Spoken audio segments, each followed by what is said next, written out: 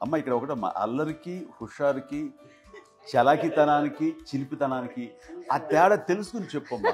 అల్లరంటే ఇప్పుడు నా ఇమేజ్ ఏమైపోద్ది, అల్లరంటే అల్లరుడు అని, నేనేమో చాలా రావుడు మంచి బాలుడు అనేలాగా నా ఇమేజ్ ఇది.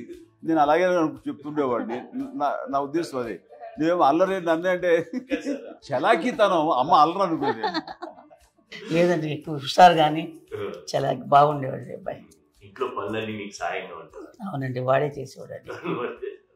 ఇంట్లో ఎవరు ముట్టుకునేవాడు కాదు, మా నాగబాబు అస్సలు ముట్టుకునేవాడు కాదు.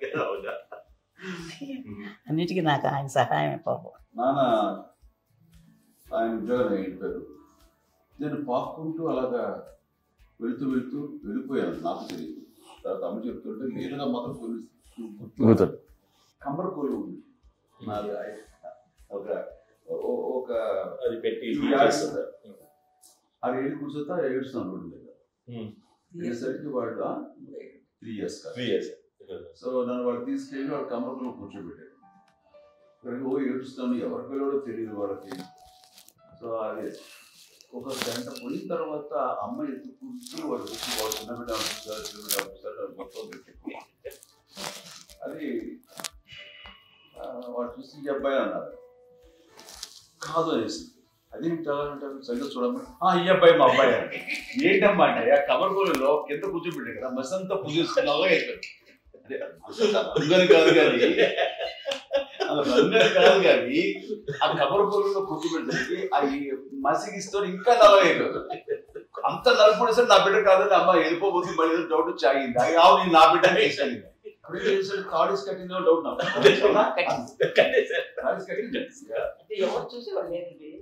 అమ్మేమో అల్లరు అనుకునేదండి. నాకేమో చిన్ననాటి మహాభాగవతంలో కృష్ణుడి కార్యక్రమం అనుకుంటాను.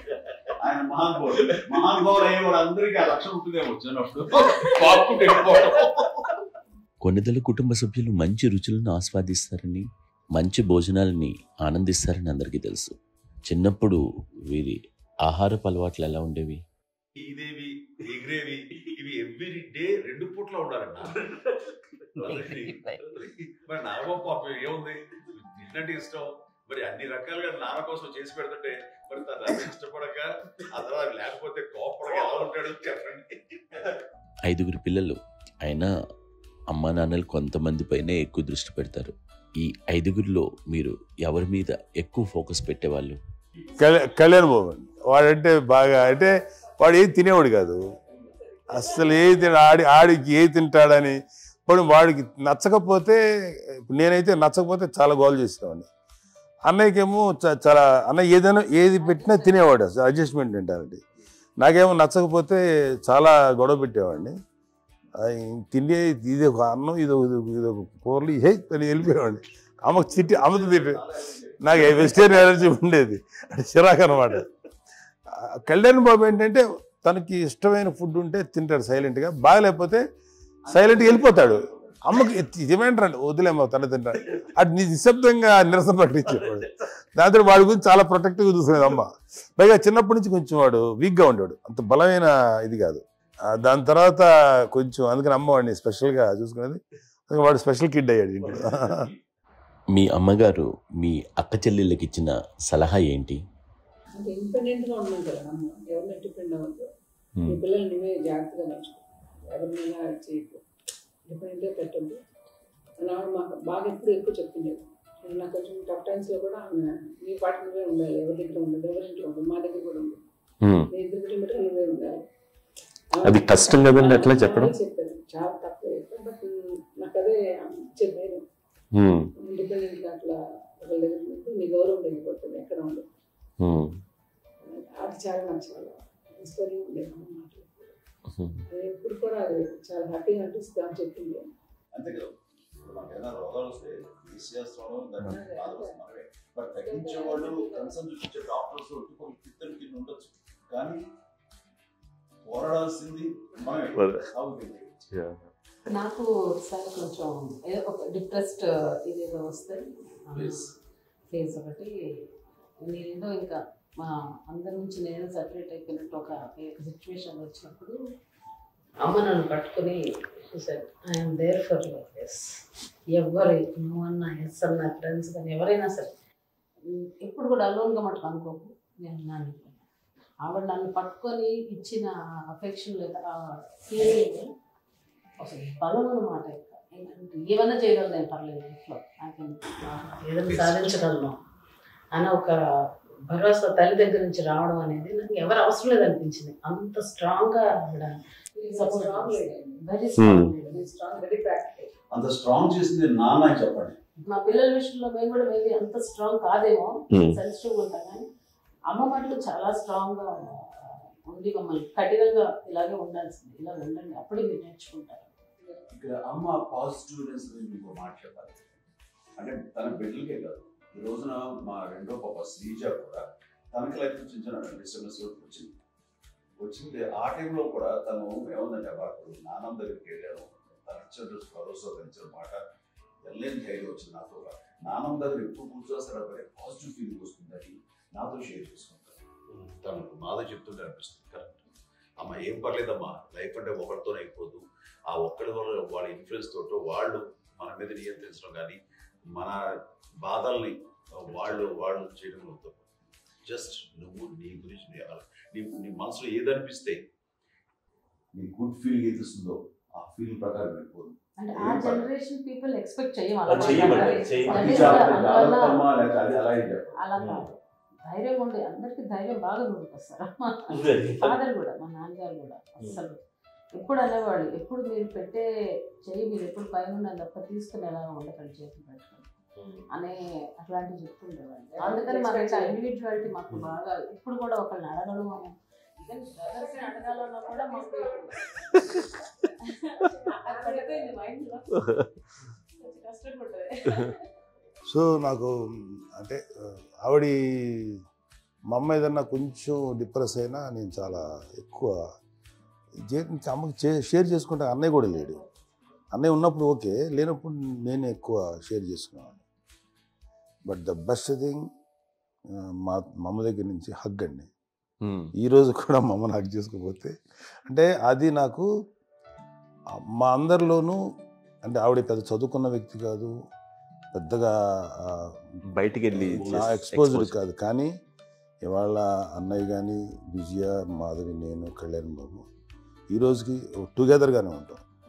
మేబీ మాకు కొన్ని విషయాల్లో నాకు మా మాధవ్కి డిఫరెన్స్ ఆఫ్ ఒపీనియన్స్ ఉండొచ్చు, మా చెల్లికి మా అన్నయ్యకి అట్లా ఉండొచ్చు, ఉంటుందండి ఫ్యామిలీ అన్న తర్వాత. కానీ ద ఇన్విజిబుల్ బాండేజ్ మా అమ్మ ఇచ్చింది, ఆ లవ్ అండ్ ఎఫెక్షన్, హగ్, అవన్నీ ఆవిడ నాన్ వెర్బల్ అడ్వైజ్ ఏంటంటే అందరూ అలా కలిసి ఉండాలనేది ఆవిడ నుంచి మేము నేర్చుకోవాలి. అది ఇట్స్ ఇస్ నాట్ వర్డ్లీ, అది నోటి మాట కాదు, అది వెర్బల్గా కాదు, నాన్ వెర్బల్గా చెప్పినటువంటి. సో అందుకని అది మాకు గొప్ప, మేమందరం ఇప్పుడు అలా ఉండడానికి కారణం, అంత కలిసి ఉండడానికి కారణం, మెయిన్ కారణం మా అమ్మ అండి. అది సో అందరూ ఉండాలనేది మా అమ్మ అడ్వైస్. ఇప్పుడు కూడా నేను ఎప్పుడైనా ఏదైనా ఫీల్ అయినా, అన్నయ్య ఫీల్ అయినా, లేదు నాన్న అట్లా వదిలి ఇట్లా ఉండండి, ఇట్లా ఉండి ఇప్పటికీ చెప్తుంది. మేము ఎవరైనా ఎప్పుడైనా మా చెల్లితో గొడవపడ్డా అనుకోండి, నేను అట్లా అనకరా అని ఎట్లాగా అంటే ఏమో లేదులేమ్మా ఏదో అన్నాను కానీ ఫీల్ అవ్వకమ్మా, మేమందరం కలిసి ఆవిడని అసలు టెన్షన్ పెట్టమండి మేము. సో అలా అది ఆవిడ నేర్పించింది, అలా కలిసి ఉండటం అనేటువంటి బాండేజ్ని ఆవిడ తన ఒక హగ్తో చెప్పింది. అన్నయ్య సినిమా చూడండి, జాదూకి చెప్పాను కూడా, అది మా అమ్మ దగ్గరే ఉందండి. శంకర్ దాదాలో చెప్తాడు చూడండి.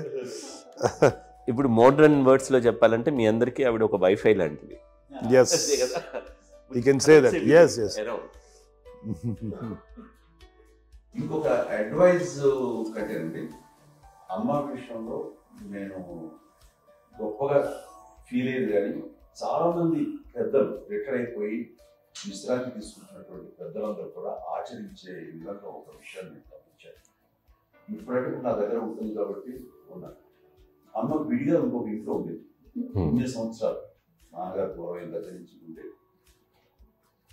5 సంవత్సరాలు ఒంటరిగా ఉండి నన్ను బిడ్డలందరూ ఎవరు మానవుడు వెళ్ళిపోయారు, నేను ఒంటరి అయిపోయాను ఫీలింగ్ అమ్మ ఎప్పుడు ఉండేది కాదు. తర్వాత బిడ్డలు ఆయా వాళ్ళ టైం బట్టి వచ్చి చూసుకుంటే సరిపోతుంది. అది వారమా, నెలక, 2 నెలక, అసలు ఒకసారి రాలేని పరిస్థితిలో ఉంటుంది. 5-6 నెలల పాటు ఇదే ఊళ్ళో ఉండి పక్క విధుల్లో ఉండి ఎవరి పనులు వాళ్ళు బిజీగా ఉండి, ఎవరి షూటింగ్ వాళ్ళు బిజీగా ఉండి ఎవరు ప్రొఫెషన్లో వాళ్ళు బిజీగా ఉండి ఎవరు ప్రొఫెషన్లో వాళ్ళు బిజీగా ఉండి తన సంసారంతో తను బిజీగా ఉండాలి. సరే అమ్మ ఏమీ ఫీల్ అయ్యేది కాదు. ఏంటమ్మా రావట్లేదు, అసలు పట్టించుకోవట్లేదు ఏంటి అంటే అంతేలేమ్మా అని ఇలాంటి నిరసన మాటలు కానీ ఈసరింపు మాటలు కానీ లేకపోతే న్యూనతాభావం కానీ ఇలాంటివి ఎప్పుడు అమ్మకు లేవండి. వచ్చారు అబ్బాయి ఏం చేసి పెట్టడా చెప్పండి అంటూ చాలా పాజిటివ్ ఉండి ఇప్పటికీ కూడా తను సపరేట్ ఇచ్చుకుంది మా ఇంట్లో ఎంతో అందరూ వేరు ఎందుకంటే అమ్మకి మోస్ట్ స్ట్రెస్ బస్టర్ వచ్చేసినా లేకపోతే ఏదో రిలీఫ్ ఏంటంటే కిచెన్ కూర్చొని వండి అందరికి పెట్టాం. ఇప్పటికీ కళ్యాణ్ బాబు అక్కడక్కడ తిరిగేసి ఎక్కడెక్కడో చేసి నిరసన చేసి చేసి వస్తే అమ్మకి చాలా జాలి. ఆడేదో మేము గుడ్లో కష్టపడుతున్నాం ఆడి ఎంతలో వెళ్ళేది మీకు టీవీలో వాటిలో అది ఎక్కువగా చూపించేసరికి వాడే కష్టపడతారు మేము కష్టపడలేదు ఫీల్ అమ్మకి అందులో వాడు రాగానే ఎలా వచ్చావా అని అమ్మ ఎక్కడ కళ్యాణ్ ఒకటి ముందు అమ్మను కానీ ఎక్కడ కళ్యాణ్ పోతుంది తను ఎక్కడ ఉంటాడు ఏ ఉంటుంది తెలుసు అది చేస్తారు ఎక్కడ తను వాడికి ఇష్టమైన బిర్యానీ అవి చేసి చక్కగా పంపించి అన్నీ చేస్తుంది. అట్లాగా బిడ్డలకి పెట్టడమే తప్ప బిడ్డల నుంచి ఈ వయసులో ఎక్స్పెక్ట్ చేయడం లేకపోగా కొంచెం పట్టించుకోవట్లేదు అనే ఒక న్యూనత భావంలోకి వెళ్ళిపోయి సైకలాజికల్ డిప్రెస్ అయ్యే మదర్ మాత్రం కాదు.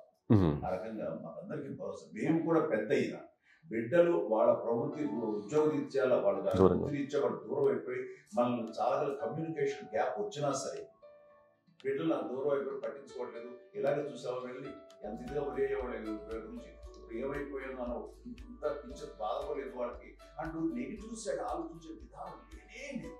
అది మా అందరికి ఎంత కంఫర్టబుల్ అంటే అంతే కదా. ఎందుకోకపోతే మాధవ చూసుకుని మాధవ లేకపోతే నాగబాబు వెళ్ళిపోతాడు కడియడం వల్ల మా విజయ్ చూసుకుంటున్నది సరే నాకు కళ్యాణ్ బాబు తను చూసుకుంటాడు ఇలా ఎవరో కూడా వెళ్తూ ఉంటాం. అమ్మ మాత్రం అది వెరీ గుడ్ హెల్దీ. నేను చాలా మంది తల్లిదండ్రులు చూశాను వాళ్ళు చాలా ఇబ్బంది పడుతూ ఉంటారు.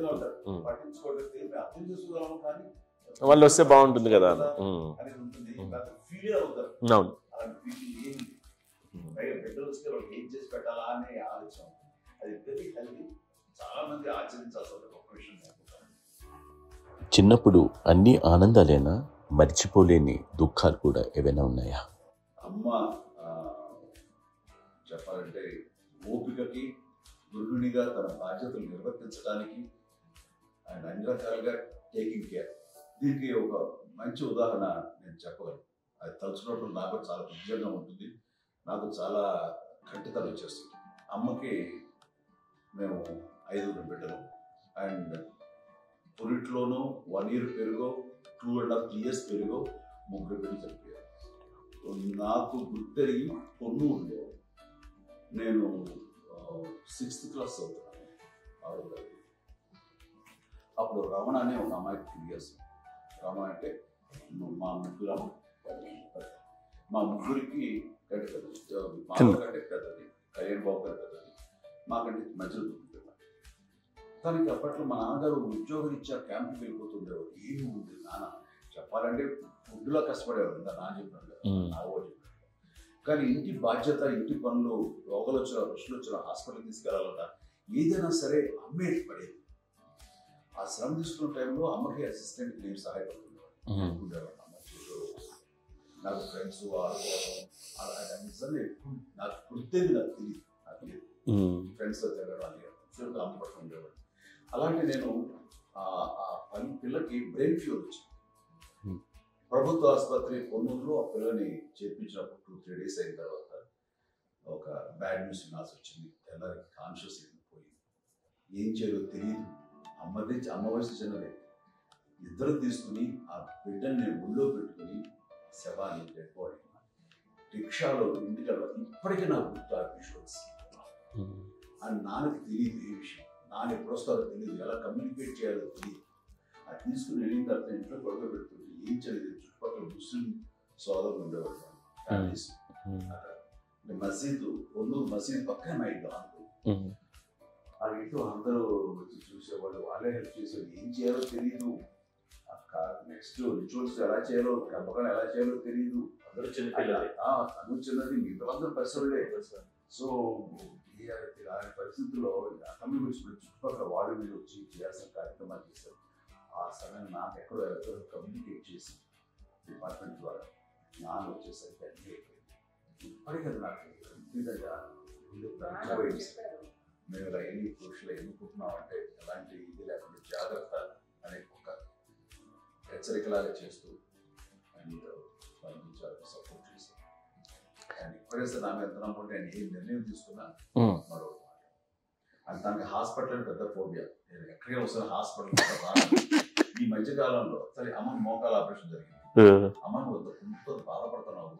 అసలు ఈ రోజులు వచ్చిన మెడికల్ అడ్వాన్స్మెంట్ నీకు అసలు ఏ బాధ తెలియకుండా మోకాల ఆపరేషన్ రీప్లేస్ చేస్తారు అని వీళ్ళందరూ చెప్పాలి భయపడతాను. ఎందుకంటే ఫస్ట్ ఎలా సపరేట్ అవుతాను ఎలా చెప్పాలి ఒక్క వీళ్ళంతా కలిపి నీ మాట వింటారు మాట తెలియదు నువ్వు చెప్తే వింటుంది. సరే నేను చెప్పాను అంతే. ఏదో నాలుగు పావు ముందు నువ్వు చెప్తే ఎలా ఉన్నారా సరే ఇష్టం వేరే మా ఊరికి పర్లేదు.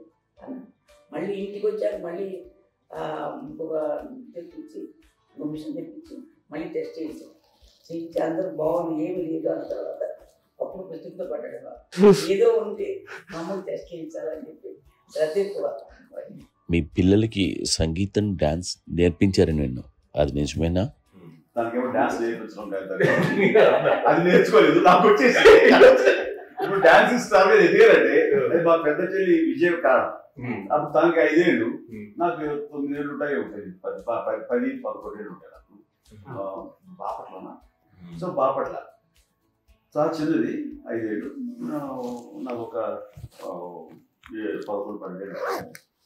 తీసుకొని గోడ మీద పెట్టుకోవడం అలా కూర్చొని చూస్తుండేవాడు. కూర్చుంటే అది నేర్చుకుంటుంది. నేను మానసికంగా నేర్చేసుకున్నాను. ఇప్పటికీ ఆ స్టెప్స్ ఏమిటి వేస్తాను అంతే. ఇప్పుడు దాన్ని తరబడతాయి. ఇంకోటి ఏంటమ్మా నమ్మో నమ్మో ఇన్ని ఉన్నాయో సాంగ్స్ నేను నేర్చేస్తాను అన్నమాట. 5 పిల్లల్లో ఎవరు ఎక్కువ పని చేసేవాళ్ళు, ఎవరు తక్కువ పని చేసేవాళ్ళు? ఏ పని చేయనండి, చేసేవాడు కదా అని అన్నయ్య చేసేవాడు.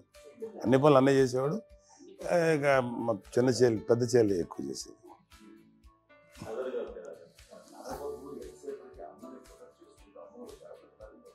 అదే అబద్ధం అండి. అది అన్నయ్య నన్ను గౌరవంగా మాట్లాడుతున్నాడు కానీ అన్నయ్య అవుట్ ఆఫ్ ప్రొటెక్షన్ మాట్లాడుతున్నాడు కానీ అవుట్ ఆఫ్ మాట్లాడుతున్నాడు కానీ అసలు ఎప్పుడు ఏ పని చేయలే. లేదు ప్రామిస్ అండి, ఏ పని చేసేవాడు కాదు. మా ఇద్దరికి మధ్యలో పాపం అన్నయ్య చాలా పని చేసేవాడు. ఎంత పని చేసేవాడు, నేను ఇచ్చిన తర్వాత మళ్ళీ నాకు ఏదైనా చిన్న పని చెప్తే అది కూడా నువ్వే చేయనివ్వండి. ఆ కోపం వచ్చేది, కోపం వచ్చి ఒకడు కొట్టేవాడు. కొడితే కోపం వచ్చేది తప్ప నేను వెళ్ళేవాడిని కాదు. అమ్మకి ఎప్పుడు ఏంటంటే ఒక ఇదే పని చేయడని, అంతే. నిజంగా ఏ పని చేసేవాడిని కాదు. అవునా? లేదు లేదు లేదు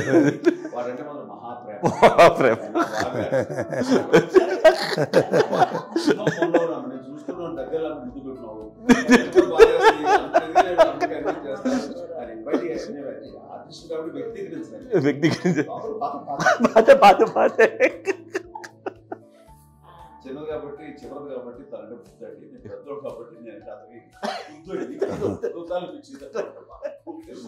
ఎక్కువ కష్టపడింది కానీ మా నాన్నగారి చేతిలో ఎక్కువ అంటే నాన్న బాగా కోపం ఎక్కువ అనుమానించింది కానీ అన్నయ్య పాపం బాగా దొరికేసేవాడు పాపం.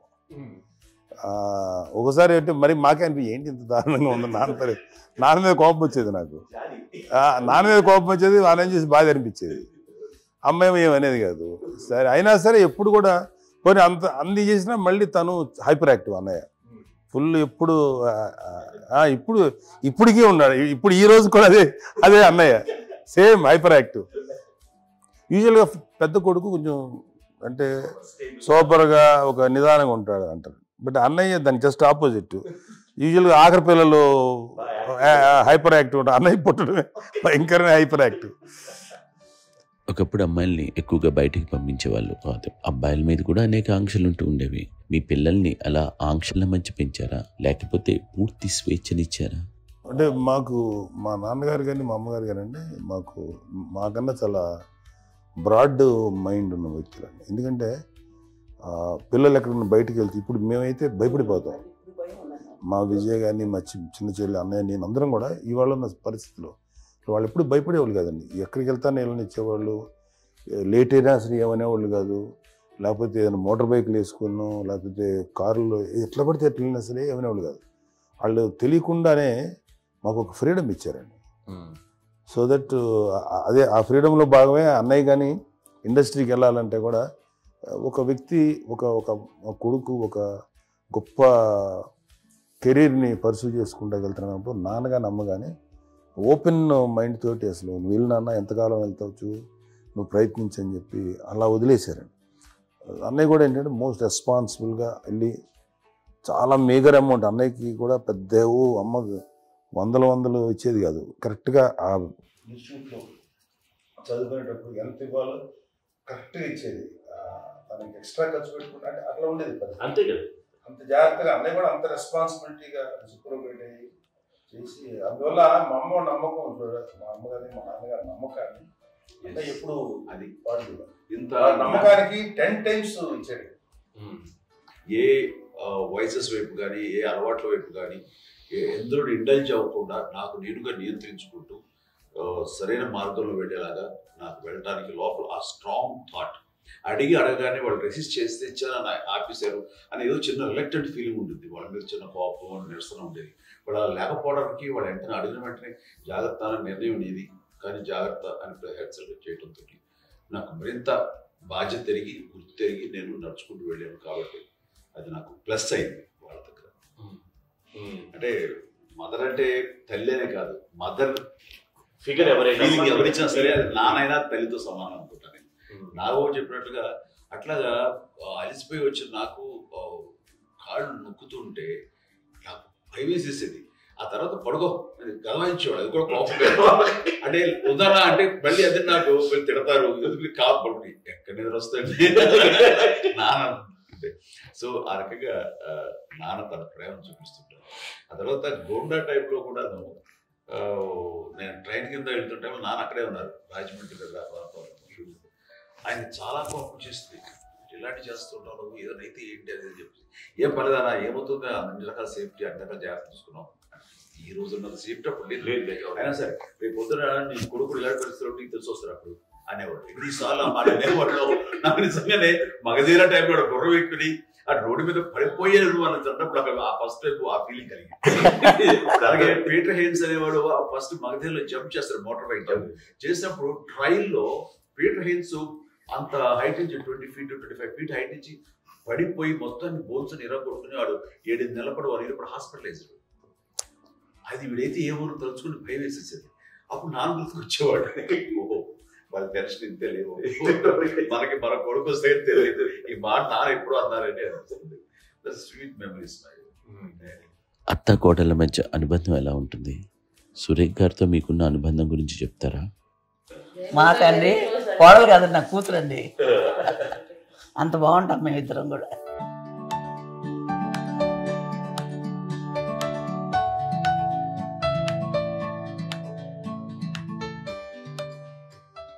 మీది ఒక అందమైన ఉమ్మడి కుటుంబం, అందరూ కలిసి ఉంటారు. ఇంత ఆనందంగా ఉండడానికి కారణం ఏంటి? దీనికి పునాది ఎవరే వేశారు? మా నాన్నగారి క్వాలిటీ నేను ఎగ్జాంపుల్ చెప్పగలను. అమ్మ వాళ్ళ ఇంట్లో పెద్దది, వాళ్ళ నాన్నగారు అంటే మా తాతయ్య గారు ప్రొహిబిషన్ డిపార్ట్మెంట్లో సిఐగా ఎస్ఐగా చేశారు. ఏదో మా ఇన్స్పెక్టర్ సిఐ చేసి ఆయన కాలం చెందారు. చాలా ఎర్లీగా 48 years చచ్చిపోయారు. 40 చచ్చిపోయారు. 40 దాదాపు 40 సరిపోతే ఆయనకి అప్పటికి అమ్మ కాకుండా 4 బిడ్డలు. అమ్మ తర్వాత అబ్బాయి తర్వాత 3 ఆడపిల్లలు. వాళ్ళు ఏంటంటే రాకరావిడి నాగోబు కంటే కూడా చిన్నవాడు. అది ఆ వయసు అంత చిన్నవాడు. అమ్మ మా పిన్నమ్మలు నాకంటే చిన్నవాడు. అలాంటి పిన్నమ్మల్ని ఆయన వీళ్ళ నాగ చనిపోయిన తర్వాత తన ఫ్యామిలీ అంతగా నాన్న పెంచారు. నాన్న కూడా అరాపురా శాలరీ మీద బతికేదే తప్ప కూడా కాదు. సో తనకు మిగిలిన దాంట్లో మళ్ళీ ఆ ఫ్యామిలీని చూసుకోవడం, మా అమ్మమ్మని చూసుకోవడం, వాళ్ళ మంచి చెడు చూసుకోవడం.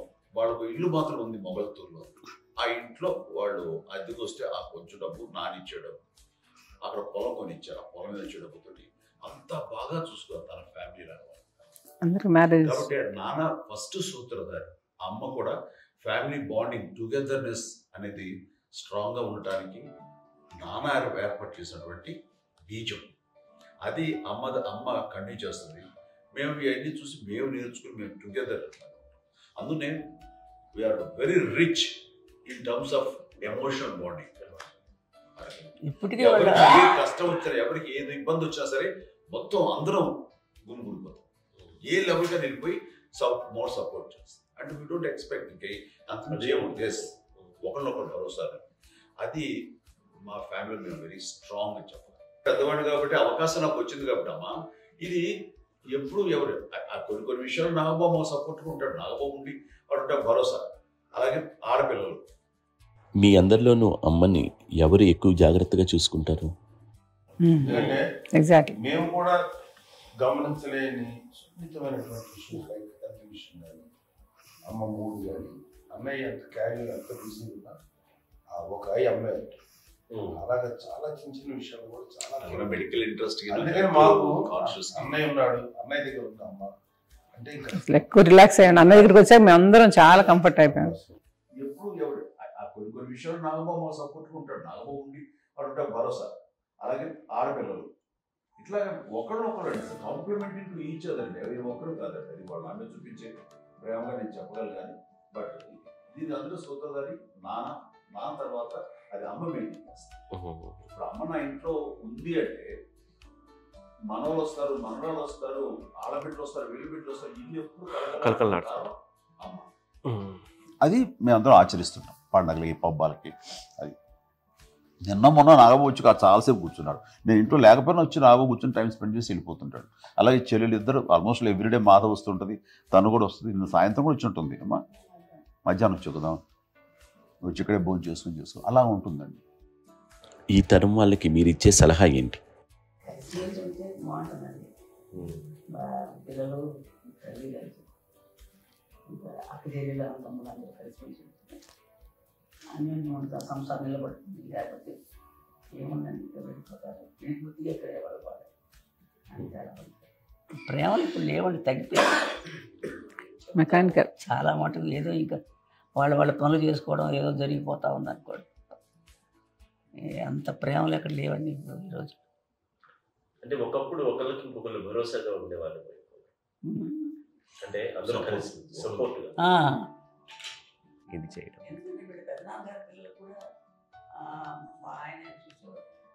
మా నాన్నగారు అన్నయ్య వాళ్ళ బిడ్డలు కూడా ఇక్కడే ఉన్నారు. వాళ్ళు కూడా అమ్మాయి వాళ్ళ ఆడపిల్లలు కూడా అమ్మాయి చూసుకున్నారు. చూడండి నాన్న ఎట్లయితే తన చెల్లెలు చూసుకున్నారో అట్లే నాన్న తరపు అమ్మగారి పిల్లలు వాళ్ళు చనిపోయారు చెల్లి గారు. వాళ్ళ బిడ్డలకి పెళ్లిళ్ళు పేరెంటాలు అన్ని చేసింది అమ్మాయి. అమ్మ అలా చేసింది కాబట్టి అది మాకు మార్గదర్శకం ఉంది. ఇప్పటికీ వాళ్ళు కొంచెం మాది పరిస్థితి ఉంటే వాళ్ళకి ఇల్లు కూడా పెట్టడం కానీ వాళ్ళకి తగిన సహాయం కనుక ఎవ్రీ మంత్ మా పెదనాన్న గారి అమ్మాయి ఆడు 70 వాళ్ళకి ఎవ్రీ మంత్ మా ఇంటి నుంచి మొత్తం వెళ్ళిపోతాం 10,000-15,000 ఎన్నో సంవత్సరాలు వెళ్ళిపోతాను. బ్యాంక్ ఫస్ట్ అదంతా కూడా మా పెద్దలు వచ్చిన వాడు కూడా వచ్చి అమ్మని అంతా ప్రేమలో చూస్తాడు, ఇష్టంగా చూస్తాడు. అమ్మ ఇందాక చెప్పినట్లు ఇచ్చే మెసేజ్ ఏంటి అన్నది అమ్మ మాటలో చెప్పాలంటే బంధాలు బాంధవ్యాలు అన్నది ఎనలేని ఆస్తిపాస్తులు. సో ఎలాగైతే డబ్బు ఎంత సంక్రమించింది, ఎన్ని ఆస్తులు వచ్చాయి ఫిజికల్ గా అనే దాని మీద కంటే కూడా ఇవి ఆస్తిగా తీసుకుంటూ దీన్ని విలువ ఎరిగి గుర్తెరిగి దాని ప్రభావం తెలుసుకుని అది కనుక మనం ఇచ్చిపుచ్చుకుంటే ఫ్యామిలీలో అంటే దాన్ని మించినటువంటి గొప్ప సంపద కష్టాలు వచ్చినప్పుడు డబ్బు తీరుస్తుంది కాదండి, కష్టం వచ్చినప్పుడు ఒక భుజం తీరుస్తుంది, ఒక చేయూత తీరుస్తుంది. అది మన బ్లడ్ రిలేషన్ మనలో మనకి అది ఉండటం అనేది అదృష్టంగా ఫీల్ అవుతాం. అంటే ఒకసారి అమ్మ చూసి నాకు ఎందుకు అనిపిస్తుంది అంటే అది ఎవరి ద్వారా అనుభవించడానికి తన ఆ చెట్టు కొమ్మగా కాబట్టి ఆ చెట్టుకే మనం ఆపాదించాలి. ఎక్కడో మామూలుగా ఉండాల్సిన వాడు ఈ రోజున ఈ స్థితిలో ఉన్నాము, ఇంతమందికి లైఫ్ రావటానికి దోహదపడ్డాము, ఇంతమంది కలిసికట్టుగా ఉండడానికి ఇదైంది. అమ్మని చూస్తుంటే నాకు ఏమనిపిస్తుందంటే అబ్బాయి ఇలాంటి జన్మం నాకు ఎవరికైనా ఉంటుందా, ఇంతమంది మనుషుల చేత కొలవబడేవాళ్ళు, ఆరాధింపబడేవాళ్ళు, అభిమానించబడేవాళ్ళు ఇంతమంది నా వంశం, నా సంపద అని అమ్మ ఫీల్ అంత గొప్ప ఫీలింగ్ ఎవరికి ఉంటుంది? మా చెల్లెలు కూడా వస్తుందని అనుకోవట్లేదు, సూర్య కూడా ఉంటుందని నేను అనుకోవట్లేదు. అలాంటి గొప్పగా ఇది. అండ్ ఆ రకంగా షీఈస్ వెరీ చాలా గొప్ప జన్మ. అమ్మకి చిన్న మానసికంగా చిన్న ఏదో ఒక డిప్రెషన్ అది వచ్చింది. ఏదో నాన్న గుర్తుకొచ్చో, నాన్న లేరనో, లేకపోతే వాళ్ళ అమ్మగారు కూడా అదే టైం చనిపోయారనో, తన దగ్గర ఉంటారు ఏదో ఉన్నప్పుడు మేము అందరం సపోర్ట్గా ఉండి మా కొన్నా నా దగ్గర ఉందిగా అని చెప్పేసి అప్పట్లో అమ్మ వేరే ఉన్నప్పుడు ఒకటే మాట అమ్మ, నీలాంటి గర్భం అంటే అంజనమ్మదే గర్భం అని బయట ఎన్నోసార్లు నా ఫ్రెండ్స్ కానివ్వండి, బయట కానివ్వండి, కొన్ని సందర్భాల్లో మీటింగ్లో కానివ్వండి, స్పీచెస్లో కానీ అన్నవాళ్ళు ఎంతోమంది అన్నారు. వాళ్ళ మాట అంటే రీజన్ తెలుసా నీకు? కోటాను కోటల్లో ఎంతమంది తల్లులకు నీకు వచ్చిన అదృష్టం, నీకు లభించినటువంటి గౌరవం లభిస్తున్నావు. బిడ్డలు ఎంతో మంది చేత కొనియాడబడుతున్నారు, ఎంతో మందికి సహాయపడుతూ ఆ రకంగా వాళ్ళందరి యొక్క ఆశీస్సులు పొందుతున్నారు. కానీ ఎంతో మందికి నిరంతరం హెల్ప్ చేస్తూ వాళ్ళ ఎదురు చూసుకుంటున్నారు. అవి ఆ భగవంతుడు మీరు చేసిన పూజలో ఉన్న ఆ భగవంతుడు మన నెక్స్ట్ తరాలకు కూడా మనకి ఇలాంటిది వారసత్వంగా ఇస్తూ అదే రకంగా కొనసాగించేలాగా మనకు అదృష్టం ఇచ్చారు. ఇంతమంది ఎవరు మీ నుంచి వచ్చిన వాళ్ళే, మీరు ఎంత గొప్ప గర్భం, ఎంత గొప్ప జన్మ నీది. అలాంటి నువ్వు ఇలా అవటమేంటి? హై లెవెల్లో ఉండాలి ఫీలింగ్స్ గా నువ్వు కాదు. అంటే నువ్వు ఇలాగా కుంగిపోవడం ఏంటమ్మా చెప్పినప్పుడు ఇది నీది కాదు, నాది కాదు, నువ్వు నమ్ముకున్న భగవంతుడు నీకు ఇచ్చింది అనుకుంటావు కదా. నువ్వు ఆ భగవంతుడి కృతజ్ఞత తీర్చుకునే ప్రతిరోజు ఆయన ధ్యానించు, ఆయన పూజలో ఉండు, నీకు ఆయనే ధైర్యం ఇస్తాడు. అంతేగాని నువ్వు నెగిటివ్ సైడ్ ఆలోచించుకోమ్మా. మా అందరికీ పాజిటివ్నెస్ ప్రివైల్ చేసిన దానివి, ఇచ్చిన దానివి, అందించిన దానివి. అలాంటి నువ్వు నెగిటివ్ వైపు వెళ్ళిపోకూడదు అంటే అంతే. మళ్ళీ అటుపక్క ఎప్పుడు గెలలేదు. ఆంజనేయ స్వామి భక్తి ఆయనలో ప్రవేశపెట్టి చెప్పాలంటే ఆయనకి నేనే